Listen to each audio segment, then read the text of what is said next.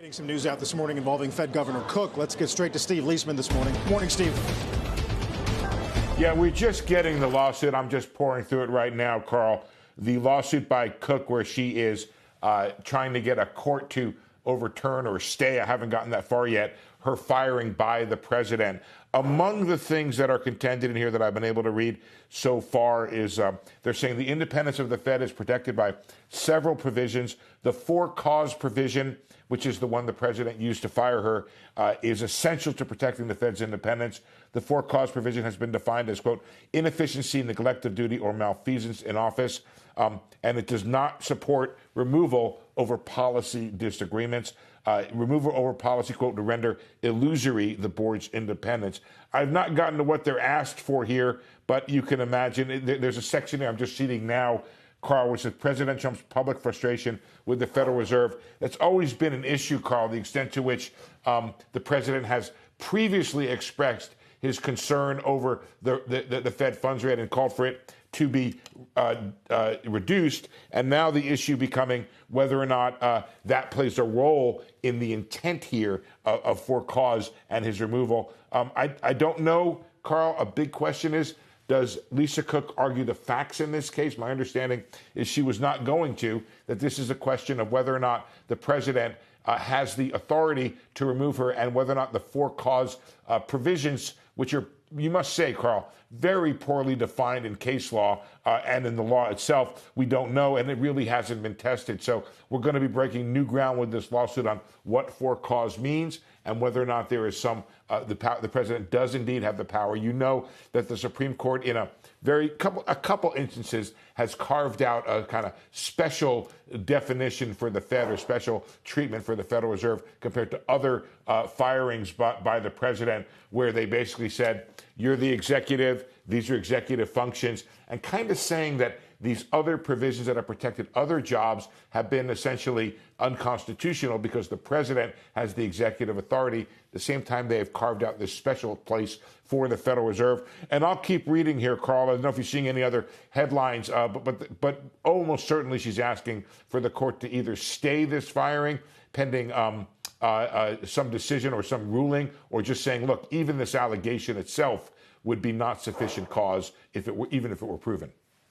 We took note last night of Yellen's op-ed in the FT, where she said this attempted sacking should be met with outrage, called it an assault on the credibility of the dollar itself. Jim, we're going to talk about CDC firings and resignations and the firing of this member of the Surface Transportation Board today, too. Just now. Wow. Well, look, I do think that it's going to come down to the Supreme Court. I think Justice Roberts is going to have to make a decision. This is not something that's going to be settled by a district court. I wonder if the Supreme Court chooses not to take it, whether therefore she is fired. No idea, but they have, in that last ruling in terms of presidential authority to fire members of conceivably independent, related entities, they did carve out the Fed. Yes, they did. I don't know how But again, even that language could be under consideration right now in terms of, well, what exactly did that mean? Right, and as Steve mentioned, look, if the facts say that there is that it's warranted, that this is actually a substantive thing, maybe it can trump what the carve-out is. But look, I just think it's going to go to the Supreme Court. And this may be the big case about all these firings and what you can and can't do. I know that they've relied on a series of cases which have increased the power of the executive over the last few years. Yep. And that may cut in favor of Trump. Yeah, page one of the Times today, Trump takes power quest to new level, right, where they argue that he's taken a lot of sort of post-Watergate norms, turned them upside down, and right, in the words of the Times, directed the Justice Department to investigate perceived foes. Steve, I imagine you're still working through it, but no wrinkle in there about how her mortgage paperwork might have been pulled by FHFA?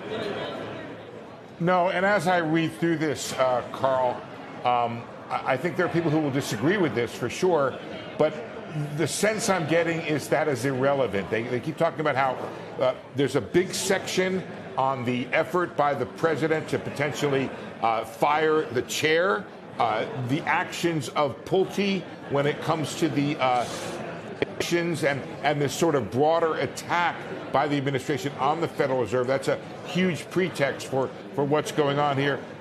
There's a line here the claims made in Director Pulte's referral letter are unsubstantiated allegations about conduct that predates her Senate confirmation. So I think, as I'm reading it, I'm on page 15 of 24. I'm not that great of a speed reader here.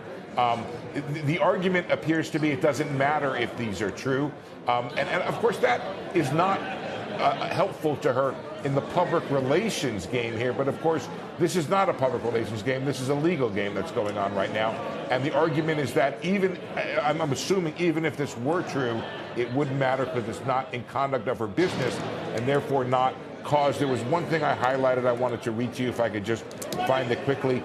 Notably, this alleged conduct occurred prior to Governor Cook's Senate confirmation. So they're not saying it's true, not saying it's untrue so far in what I've read, but they seem to be clearly arguing that's not the point. The point is that the president and Mr. Pulte have been trying to influence the Federal Reserve because of interest rates and making this into a policy disagreement. And such a policy disagreement is not for cause. And then I'm wondering if my friend Jim Cramer is rolling his eyes there, because ultimately this has had very little impact on the market. And that is also, I think, an important discussion. I think the market was leaning towards rate cuts, and whatever happens with Lisa Cook, it's going to be leaning that same way, at least for a while. And it seems like the market is already sort of priced in for whatever's going to happen here. And by the way, not priced in much more dovishly than before all of this changed. Right. Well, that great reporting, Steve.